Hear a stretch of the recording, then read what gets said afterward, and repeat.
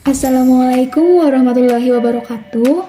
Kami dari kelompok D akan menjelaskan terkait sediaan farmasi yaitu implan. Untuk anggota dari kelompok D ada Anggraini Dian, Nur Aisyah Dewi, Titian Raihan, Resti Septiani, dan Mutiara Citra. Yang pertama, kita ketahui terlebih dahulu pengertian dari implan. Jadi, apa sih implan itu? Implan adalah metode kontrasepsi hormonal yang efektif, tidak permanen, dan dapat mencegah terjadinya kehamilan antara 3-5 tahun. Dan menurut BKKBN, implan merupakan alat kontrasepsi yang disusupkan di bawah kulit lengan atas sebelah dalam, berbentuk kapsul silastik, panjangnya sedikit lebih pendek daripada batang korek api, dan dalam setiap batang mengandung hormon levonorgestrel yang dapat mencegah terjadinya kehamilan. Sedangkan menurut Sulistiawati, implan adalah kontrasepsi yang berbentuk batang kecil yang mengandung hormon progestin. Jadi di sini dapat disimpulkan bahwa implan itu adalah salah satu metode kontrasepsi di mana berbentuk seperti batang korek api yang dipasang di lengan atas untuk mencegah kehamilan antara 3-5 tahun. Sekarang terkait indikasi dan kontraindikasi. Terkait indikasi, implan dapat dipertimbangkan atau cocok untuk wanita yang pertama, ingin menunda kehamilan karena implan ini bisa dipasang dengan jangka waktu 3-5 tahun. Yang kedua, cocok untuk wanita yang menginginkan metode kontrasepsi jangka panjang dengan efikasi yang tinggi. Yang ketiga, yaitu cocok untuk wanita yang mempunyai efek samping terhadap estrogen serius karena kandungan dari implan ini bukan estrogen akan tetapi hormon progesteron. Yang keempat, untuk wanita yang kesulitan mengingat atau mudah lupa mengonsumsi pil KB karena dengan metode implan ini hanya dipasang dan tidak ada aturan tertentu seperti harus rutin mengonsumsi pil KB. Selanjutnya, cocok untuk wanita yang tidak ingin hamil lagi, akan tetapi belum siap untuk melakukan sterilisasi permanen. Nah, implan ini cocok karena sudah terbukti keefektifan kinerjanya.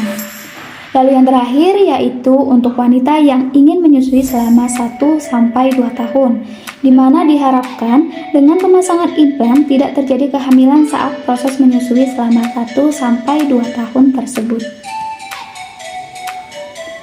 Selanjutnya terkait kontradiksi implan.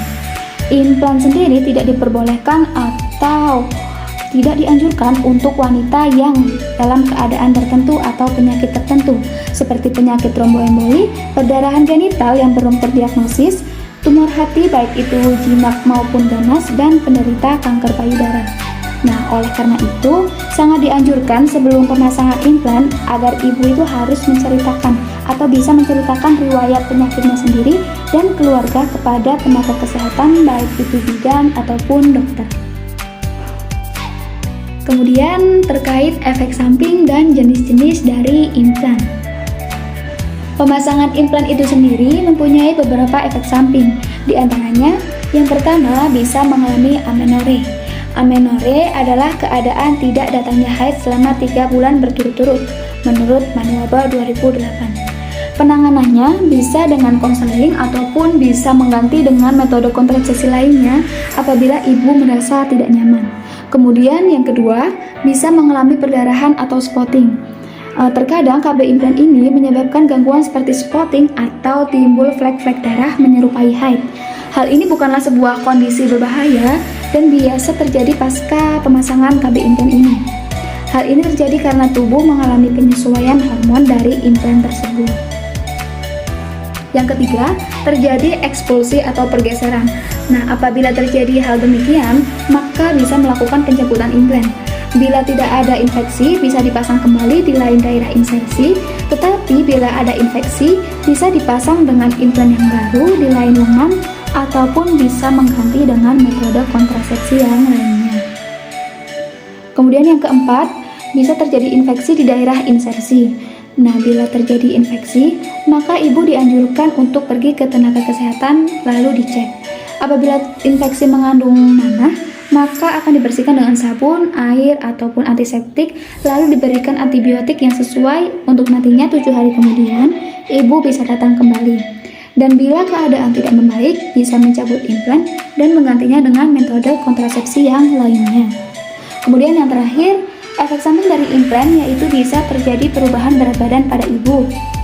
Kenaikan dan penurunan berat badan yang dialami ibu terjadi karena efek dari hormon untuk mencegah kehamilan yang terkandung di dalam alat kontrasepsi ini. Dan yang selanjutnya adalah jenis implan. Yang pertama, Norplan, terdiri dari 6 batang celastik lembut berongga dengan panjang 3,4 cm dan diameter 2,4 mm. Norplan berisi 36 mg levonorgestrel dan lama kerjanya 5 tahun.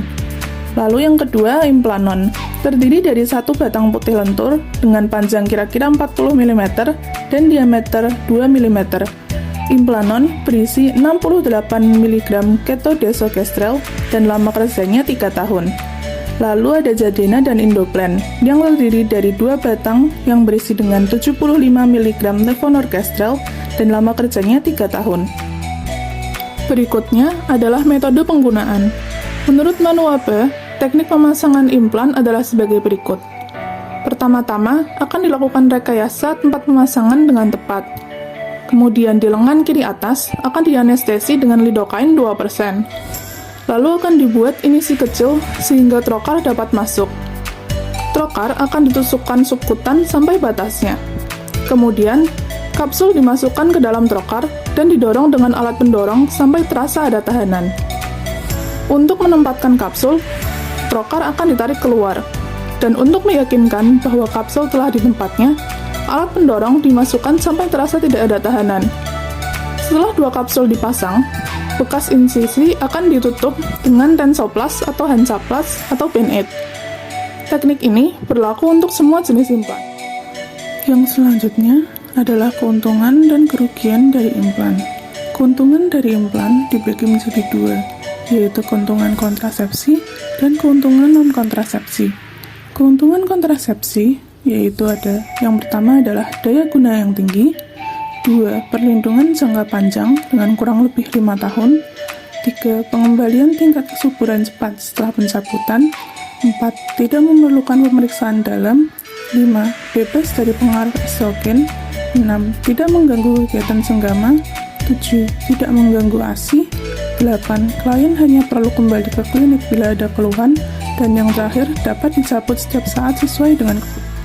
Lalu, untuk kerugian implan, yang pertama ada insersi dan pengeluaran harus dilakukan oleh tenaga terlatih. Kemudian, biaya yang dikeluarkan akan lebih mahal. Yang ketiga, sering timbul perubahan pada pola haid. 4. Aksepto tidak dapat menghentikan implan sehendaknya sendiri. Dan yang kelima, beberapa wanita mungkin segan untuk menggunakannya karena kurang mengenali implan atau kurang pengetahuan tentang implan. Sekian dari kelompok kami. Apabila ada kesalahan atau kekurangan, kami mohon maaf. Dan jika teman-teman ada pertanyaan, bisa ditulis di kolom chat dengan menyertakan nama dan NIM. Terima kasih. Wassalamualaikum warahmatullahi wabarakatuh.